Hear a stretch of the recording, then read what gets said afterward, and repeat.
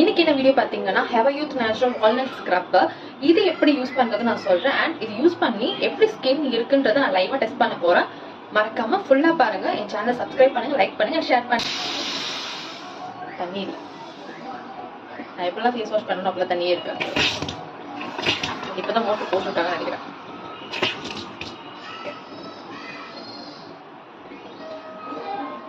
லைட்டா யூஸ்